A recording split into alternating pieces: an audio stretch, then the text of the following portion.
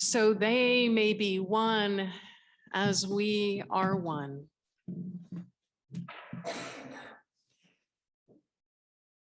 What does oneness really look like? What does it look like for us to be one with each other? For us to be in sync, in common purpose, in our relationships with each other, in groups such as this, in the whole church, in our humanity. Think of a time, an experience of oneness. What does that feel like? What does it look like to be one with another? I believe we know such unity deep within us. I believe that's how we were created to be. That there is a kind of set point in us that is our true identity. Otherwise, I don't think we would know so clearly when things are not one. When we feel that sense that the oneness has been broken apart, we wouldn't be so unsettled by it if we were not meant to be one. There are subtleties we sometimes have to learn, like what it looks like when some are excluded, for instance, that sometimes if it doesn't affect us, if it's not been our experience, we may miss those signs when others are excluded. We may miss some subtle signs just before there is a fracturing. And as we become more in tune with what it is like to be one, I think we sometimes get better at seeing those signs before the oneness is broken apart. We may, when we understand that oneness more fully, notice the way others may be treated, even when it doesn't affect us. We know what division looks like. We know what it looks like when in the fabric of our society or in individual relationships, lines get drawn that keep us from truly caring for one another, from valuing each other. We know that is not being one. We surely know oneness because we know what it looks like, what it feels like when our belonging with each other starts to get suffocated and snuffed out. We know that estrangement is not one. We know that violence is not one. We know when our structures, the way we come together as people, begin to contribute to fracturing our very humanity, to being not one. And we surely know we are not one, we are not whole when innocents are struck down. On this Memorial Weekend, when we remember service members lost, we are also facing the tragic events at Robb Elementary School in Texas and at Tops Grocery in Buffalo just days before, giving us haunting images of not one. In the wake of the unthinkable, there are those who are criticizing prayer. There are those who say it's time to stop praying and start acting. I've seen a number of posts on social media that say thoughts and prayers, and it's crossed out and it says policies and action. And yet here today, we cannot escape a gospel that is prayer. a gospel that begins with prayer, that is infused with prayer.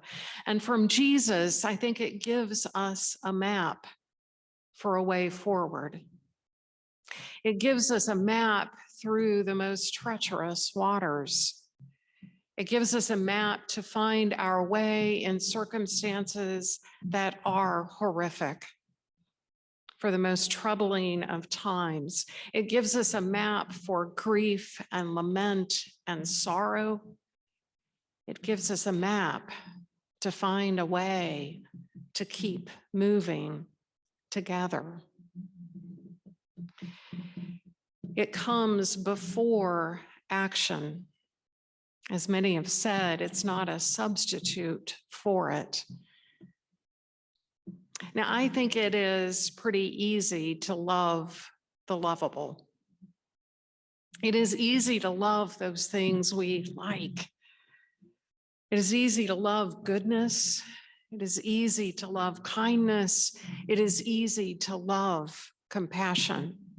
And Jesus asks us, Jesus equips us to love more than that. Jesus loves us more than that. It's a kind of love that stays with one another side by side until we find a way forward together. It is a love that can do what may be the hardest thing. It is a love that can go into the unspeakable with love because of the love of Jesus. This prayer from Jesus that begins our gospel text today unfolds into this conversation between God and Jesus. And it's reflective about Jesus' relationship with the people to whom God has sent him. And it is this moment where we can hear this full presence of relationship between God and Jesus, between Jesus and us. I in them and you in me, that they may be completely one. There we are with them. And it is a prayer, I think, a kind of love poem to future generations. Our human prayers, especially in the wake of those things which are painful, when we are on a path where oneness and healing and restoration seem almost impossible. It often can start out for us, I think, like our opening prayer today, God, do not leave us comfortless. God, help us get over this. God, take this because it's too much. And yet this prayer from Jesus who at this moment is facing his own tragic death, is an offering to a broken and fractured world. It is for us, one of those future generations. And it is a radical prayer, a love poem for a transformed future. It is hope made real. It is a prayer before action, before self-giving love that Jesus embodies. It's a prayer for oneness in a society that is about to crucify Jesus at that moment. And this Jesus who has been going around just feeding people, healing people, connecting people, reconciling them, uniting them. This Jesus who wants us all to be one in that same way, not just kind of like the way Jesus and God are one, but giving us the very same love. There is nothing here about coming into full agreement. To be clear, Jesus did not talk about us agreeing about everything, but rather a kind of unity in love that reaches beyond that, that surpasses that flowing from God, the source. It's a prayer of mutuality. It's a prayer that is a witness to a love beyond what we sometimes see in our lives, a testament to what love makes possible that we hopefully get to glimpse each and every day. The love that God and Jesus share has the strength to go into hard things. It's not just about those things that we like, that feel good. Jesus gives us that capacity. This is the love that keeps getting back up. This is the love that keeps going in places, in relationships, in the moments of our lives where we need the kind of courageous love that Jesus gives us. This prayer of Jesus gathers us up in this love so we will not be overcome by loss, but we'll have the strength to act. We'll have the strength to embody love even when it is the hardest thing to do. This is a love that lives its way into justice, into compassion, that upholds dignity, that upholds the value of all, that protects the vulnerable among us. A love that finds its way into holding desperate truths, victims and perpetrators, enemies and innocents. And it sees a way into that and through that with love as Jesus would, as Jesus did. Finding the root one step, one action at a time, following in Jesus' way to healing, to reconciliation, to restoration. And to ask ourselves, what is needed here, now, each and every day, to live it? The prayer from Jesus asks for us to know love as one, so fully that it becomes a gift for future generations. How can we, in community with others, think about it, be a gift for future generations, so fully living in this way of love that people around us will see it, see love in action, so that the world may believe that God's love may be made more fully known. It's about direct encounters, about real action, our witness, our service, our mission in the world. And it's possible for each and every one of us to do that, to embody that. Jesus did not leave us comfortless. Jesus did not leave us powerless. I believe it takes prayer, fervent prayer, to harness the power of that love, discerning what God is looking for, what God is calling us to, that kind of oneness that we can live into, to not be overcome by discouragement or by loss. And I believe it is so important that it deserves each one of us asking that each and every day. What is possible today, God?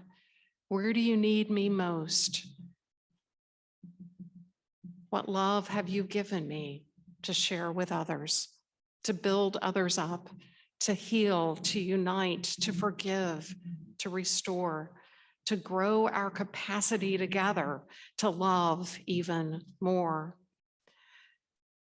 What is our prayer for those who will believe because of our love? What is our prayer for the future? For those who will believe in God, believe in Jesus Christ because of our witness. What is our prayer today for our own actions? To be so clearly formed in love that others see and know it. That they'll know what the oneness of God looks like. If it feels like too much, consider that Jesus came for such a thing as this. Jesus equips us to love our way forward. We were made for this because we are so loved. One of the prayers of the Ascension, which was Thursday, is that we may also in heart and mind there ascend, signifying our desire to dwell so closely with God and Jesus as they are abiding with one another and with us, that our hearts and minds can act as theirs, that we can act as Jesus would, working for that healing in small ways and big ones each and every day, loving our way into all that the world is now. This is the time of rising to new life with Jesus. Earlier this week, the poet Amanda Gorman, the poet who captured our nation's attention with her clarity in The Hill We Climb, wrote a hymn for the hurting. In it, she says, we know we must be altered. We must triumph or try. Hate, she writes, can be transformed into a love that lets us live. May we follow Jesus' lead to embody such love from God so completely that we all may live as one.